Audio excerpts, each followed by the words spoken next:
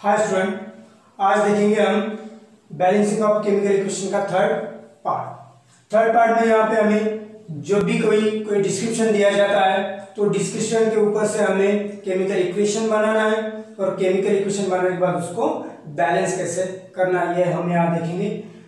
और कोई रिएक्शन है कि वहाँ पे कुछ कंडीशंस होती है तो वो कंडीशन कैसी कहाँ लिखनी है और उस रिएक्शन को कैसे बैलेंस करना है ये हम यहाँ देखेंगे। और कोई रिएक्शन इस तरह से की होती है कि जिसमें हीट चेंजेस होते हैं तो हीट चेंजेस को कैसा मेंशन करना है, कहाँ मेंशन करना है ये भी हम यहाँ सीखेंगे। तो सबसे पहले हम डिस्क्रिप्शन वाला देखते हैं। अगर कोई केमिकल रिएक्शन का हमें डिस्क्रिप्शन दिया जाता है तो उसको बैलेंस कैसे करना है और उसके केमिकल इक्वेशन कैसे फॉर्म करने हैं। तो पहला एग्जांपल लेते हैं, solution of barium chloride is react with sodium sulfate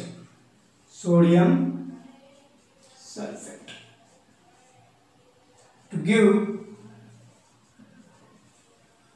insoluble barium sulfate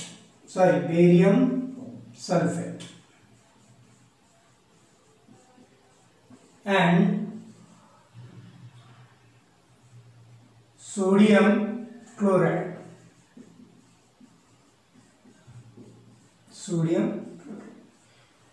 तो चलो इसके ऊपर से हम एक इक्वेशन बना लेते हैं। तो barium chloride and sodium sulphate यहाँ पे क्या हो रहे हैं, ये हो रहे हैं। तो बेरियम क्लोराइड का फॉर्मूला है BaCl2 प्लस सोडियम सल्फेट का फॉर्मूला है Na2SO4।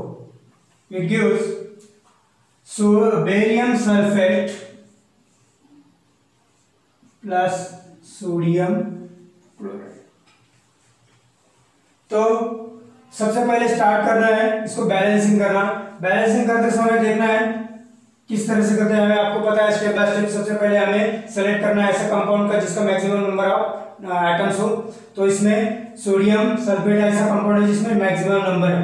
तो देखो रिएक्टेंट जो है उसमें ऑक्सीजन 4 है और प्रोडक्ट में भी यहाँ पे भी ऑक्सीजन 4 है। तो ऑक्सीजन यहाँ पे बैलेंस्ड है, सल्फर भी यहाँ बैलेंस्ड है, लेकिन सोडियम यहाँ पे बैलेंस्ड नहीं है। तो सोडियम को लेते हैं। चलो तो सोडियम यहाँ पे 2 है रिएक्टेंट में, तो प्रोडक्ट में भी हम उसको 2 कर देते तो ये हो जाता है सोडियम बैलेंस। ठीक है, अभी बात करते हैं अभी बचा है बेरियम। तो बेरियम भी बैलेंस्ड है, लेकिन क्लोरीन जो है बेरियम सल्फेट बेरियम क्लोराइड का जो क्लोरीन है यहाँ पे उसका रिएक्टेंट में 2 नंबर है, लेकिन यहाँ पे एक ही एटम्स है इन प्रोडक्ट में। ठीक है, तो जैसे हम ये बैलेंस कर लेते सोडियम को तो क्लोरीन भी बैलेंस्ड हो जाता है। तो इस तरह से पूरी इक्वेशन बैलेंस्ड हो गई। अभी मेंशन करते हैं उसका स्टेप, फिजिकल स्टेट। तो हम यहाँ पे सॉल्यूशन दिया है तो हमें यहाँ पे लिखना पड़ेगा एक्वियस सॉल्यूशन है दोनों का भी। और बेरियम सल्फेट जो है जो कि इनसॉल्युबल है तो ये हमें लिखना पड़ेगा सॉलिड स्टेट में। तो हमें पता है कि वो एक पीपीटी फॉर्म प्रिसिपिटेट फॉर्म कर लेता है व्हाइट कलर का, एंड ये सोडियम क्लोराइड जो है ये एक्वियस फॉर्म में मिलेगा। तो इस तरह से ये पूरी इक्वेशन बैलेंस हो जाती है कि जो हमें डिस्क्रिप्शन के स्वरूप में दी गई थी। ठीक है, इससे पहले हमने वर्ड इक्वेशन को बैलेंस किया है, लेकिन यहाँ पे हमने डिस्क्रिप्शन के ऊपर से केमिकल इक्वेशन बना के उसको बैलेंस किया है। तो नेक्स्ट हम देखते हैं अगर कोई कंडीशन है केमिकल रिएक्शन जब होती है तब कोई कंडीशन है तो जो कंडीशन इसको कैसे मेंशन किया जाएगा केमिकल इक्वेशन में।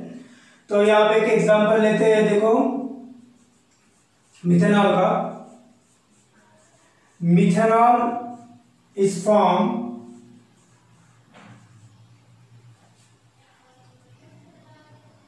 मिथेनॉल इज मैन्युफैक्चर्ड, फॉर्म की जगह हमने मैन्युफैक्चर फ्रॉम कार्बन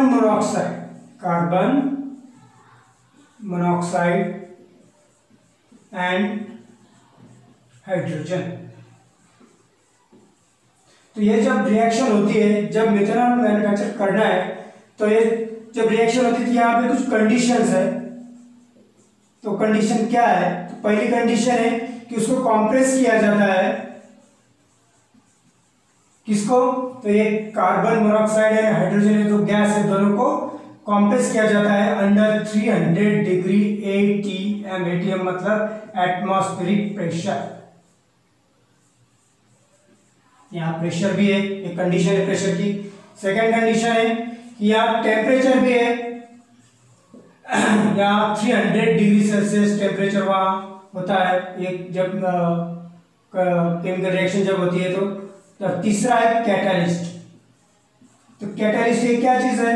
तो कैटालिस्ट ऐसे सब्सटेंस होते हैं कि जो केमिकल रिएक्शन में कोई पार्ट नहीं करते लेकिन उसकी रिएक्शन की स्पीड बढ़ा देते हैं। तो zinc oxide and chromate CrO3 ये दो कंपाउंड जो है, ये दो सब्सटेंस है जो कि कैटालिस्ट यहाँ पे यूज होते हैं। ठीक है, तो सबसे पहले हम ये कार्बन मोनोऑक्साइड का फॉर्मूला यहाँ लिखेंगे, इक्वेशन जब हमें बैलेंस करनी है। और ये ठीक है, कार्बन मोनोऑक्साइड जो कि गैसीय स्टेट में प्लस हाइड्रोजन का फॉर्मूला H जो भी गैसीय स्टेट में। अभी ये जो एरो है, ये एरो के ऊपर हमें ये सब कंडीशंस यहाँ पे मेंशन करनी है तीनों भी। तो कैसे करेंगे? तो ये ऊपर लिखेंगे हम 300 ATM जो कि प्रेशर है। सेकेंड थिंग यहाँ सेमीकोलन देके यहाँ पे 300 डिग्री जो कि टेम्परेचर है। एंड कैटालिस्ट हम नीचे लिखेंगे ZnO प्लस CrO3। तब जाके ये अंडर ये सब कंडीशन के अंदर तब जाके हमको मिलता है मिथेनॉल जिसका फार्मूला है CH3OH जो कि लिक्विड स्टेट में मिलेगा, क्योंकि गैस को जब कंप्रेस किया जाता है तो वो लिक्विड स्टेट में कन्वर्ट हो जाता है। तो ठीक है, हमने यहाँ गैसीय स्टेट लिख दी और ये भी इसका जो कंडीशन है वो भी लिख दिया, लेकिन यहाँ ये बैलेंस करना बाकी है। चलो तो बैलेंस भी कर लेते। तो कंपाउंड कौन सा चॉइस करेंगे? तो मिथेनॉल करेंगे, क्योंकि इसमें सबसे ज्यादा नंबर ऑफ एटम्स है। तो हाइड्रोजन देखो यहाँ पे, ये यहाँ पे CH3 है और एक OH में एक है, तो ये टोटल हो जाते हैं 4 हाइड्रोजन।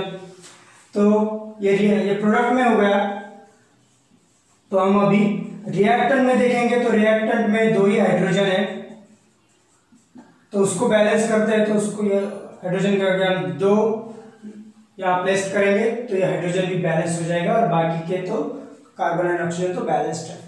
तो इस तरह से हमने ये जो अंडर सर्टेन कंडीशन में जो केमिकल रिएक्शन होता है तो उसका इक्वेशन लेके उसको भी हमने बैलेंस किया है, और किस तरह से वो लिखी जाती है कंडीशंस एरो के ऊपर, ये भी हमने देखा। अभी लास्ट में देखते हैं हीट चेंजेस जब होता है तब उसको कैसे मेंशन किया जाता है प्रोडक्ट और रिएक्टेंट के साइड में। तो देखो यहाँ पे ये जो हीट चेंजेस है इसको मेंशन करेंगे प्लस हीट या फिर प्लस हीट एनर्जी या फिर प्लस एनर्जी। ओके, तो ये एक तो रिएक्टेंट साइड या प्रोडक्ट साइड में लिखा जाएगा। तो डिपेंड करता है कि हीट एक्सचेंज जो हुआ है वो किस टाइप का हुआ। तो 2 टाइप के हीट एक्सचेंज होते हैं, जैसे कि इसके ऊपर 2 रिएक्शन जो टाइप भी बने हैं केमिकल रिएक्शन के, एक है एंडोथर्मिक रिएक्शन एंड सेकंड है एक्सोथर्मिक रिएक्शन।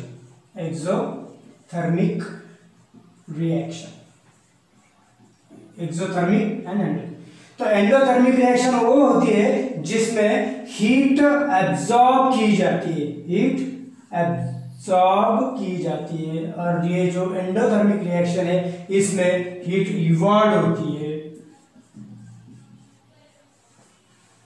ठीक है, तो जब ये एंडोथर्मिक रिएक्शन होती है तो जो हीट है या फिर हम जो हीट एक्सचेंज के लिए हम जो सिंबल यूज करने वाले हैं प्लस हीट एनर्जी प्लस, तो ये प्रोडक्ट साइड में रिएक्टेंट साइड में लिखी जाएंगे, और एक्सोथर्मिक रिएक्शन में ये सभी प्रोडक्ट साइड में लिखे जाएंगे। चलो एग्जांपल देखते हैं यहाँ पे। कैल्शियम कार्बोनेट जो है उसको अगर हम हीट करते हैं, मतलब हमें हीट देना है यहाँ पे, तो हीट एब्जॉर्ब करेगा वो सब्सटेंस और हमें मिलेगा calcium oxide and carbon dioxide. Okay, ये दो चीजें मिले। तो देखा जाए तो अभी इसको हमें बैलेंस करना है, तो ये रिएक्शन ऑलरेडी बैलेंस्ड है। ठीक है, तो इसका स्टेट मेंशन करेंगे। तो ये है सॉलिड स्टेट, ये भी सॉलिड स्टेट एंड ये है गैसियस स्टेट। तो इस तरह से ये एंडोथर्मिक रिएक्शन जिसमें हमने ये प्लस हीट ये रिएक्टेंट के साइड में लिखा है क्योंकि इसमें हीट एब्जॉर्ब किया है और ये प्रोडक्ट हमें ये मिले। तो इस तरह से ये हीट जो चेंजेस है इस तरह हमने यहाँ पे मेंशन किए। अभी देखते हैं एंडोथर्मिक एक्सोथर्मिक रिएक्शन का एक एग्जांपल देखते हैं।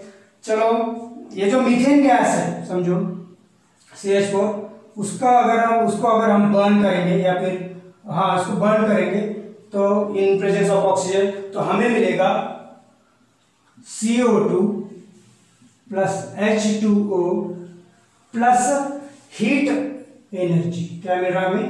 Heat energy. और एक बात हमें याद रखना है, हमें यहाँ तो हीट तो मिलेगी लेकिन लाइट भी मिलेगा, तो इसलिए हमें लाइट को भी यहाँ मेंशन करना है, हीट एनर्जी एंड लाइट। तो मतलब जब एक्सोथर्मिक रिएक्शन रहेगी तो ये जो हीट प्लस हीट एनर्जी या फिर एनर्जी, ये सब हम किस साइड, प्रोडक्ट साइड में मेंशन करेंगे। चलो इसको बैलेंस कर लेते हैं। यहाँ पे हाइड्रोजन, ये CH4 में सबसे ज्यादा हाइड्रोजन नंबर है, तो हाइड्रोजन को बैलेंस करेंगे पहले। तो 4 नंबर है तो इसको या 2 हाइड्रोजन यहाँ पे अभी बैलेंस्ड हो गया। ऑक्सीजन देखो, सॉरी इसके बाद हम हाइड्रोजन हो गया अभी ऑक्सीजन। तो ऑक्सीजन जो है तो यहाँ पे 2 नंबर है और कार्बन डाइऑक्साइड में 2 नंबर और पानी में वाटर में 1 नंबर, तो ये हो गए टोटल 3 हो गए, बराबर है। सॉरी ये 4 हो गए क्योंकि ये 2। ओके, तो चलो इसको बैलेंस करते हैं। तो यहाँ पे 2 लेते हैं, तो यहाँ पे 2 प्लेस करते हैं, तो फिर ये ऑक्सीजन भी बैलेंस्ड हो जाता है। ओके, और बात रही कार्बन की, तो कार्बन एक ही है। तो इस तरह से रिएक्शन बैलेंस्ड होगी। तो ये इसके स्टेट मेंशन करेंगे, गैसियस स्टेट है, ये भी गैसियस स्टेट है, ये भी गैसियस स्टेट है, जो कि हम अभी हीट एनर्जी हमें मिल रही है, तो ये वाटर भी हमें लिक्विड स्टेट में ही मिलेगा और हीट एनर्जी। इस तरह से ये रिएक्शन मतलब बैलेंस्ड हो जाएगी। तो ये यहाँ हमने तीनों बातें देखी है कि डिस्क्रिप्शन पे कैसा बैलेंसिंग करना है, कंडीशन को कैसा मेंशन करना है, कैसा बैलेंस करना है, और हीट चेंजेस जब होते हैं रिएक्शन में, एंडोथर्मिक एंड एक्सोथर्मिक रिएक्शन में, तो जो हीट चेंजेस है वो कैसे लिखे जाते हैं। तो इस तरह से हमने ये जो केमिकल रिएक्शन जो बैलेंस करनी है पार्ट 1, पार्ट 2 और पार्ट 3 में पूरा हमने ये पूरा यहाँ पे सीख लिया है। तो वीडियो देखने के लिए थैंक यू बच्चों।